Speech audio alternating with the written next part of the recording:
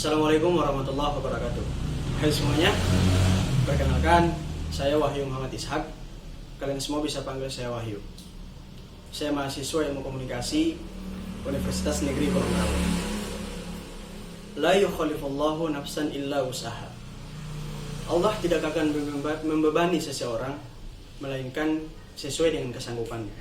Itu artinya Allah tidak akan memberikan ujian kepada kita melainkan cuma kita yang sanggup untuk melakukan. Memang kadang ada pikiran bahwa hidup ini sedang tidak bersahabat. Dunia sedang tidak berpihak kepada kita. Masalah di kampus yang belum selesai, tiba di rumah ada lagi masalah baru. Jatuh bangun dalam kehidupan itu adalah hal yang biasa. Kadang kita di bawah, kadang kita di atas, kadang kita di bawah lagi. Saya yakin setiap manusia di dunia ini pasti pernah merasakan yang namanya kegagalan. Setiap manusia yang di dunia ini pasti pernah merasakan yang namanya ujian. Tapi terlepas dari semua itu, kita pun tahu bahwa ketika kita optimis, maka kegagalan itu dapat kita ubah menjadi sebuah pembelajaran.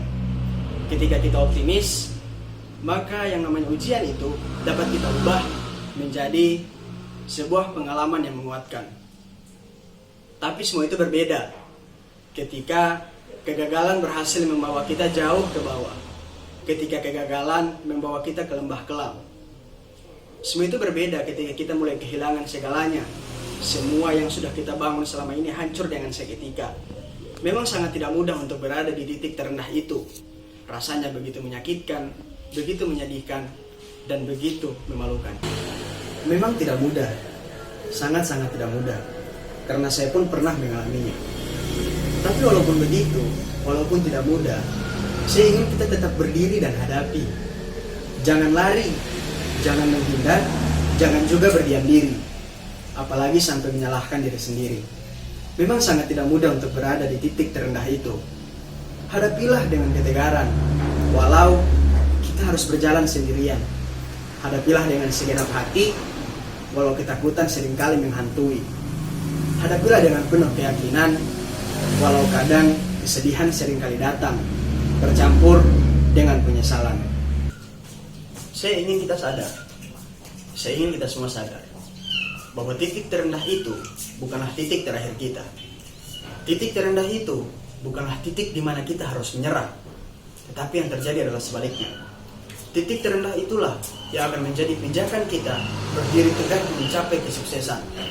Titik terendah itulah yang akan menjadi fondasi kokoh bagi kita untuk bertumbuh dan menjulang tinggi.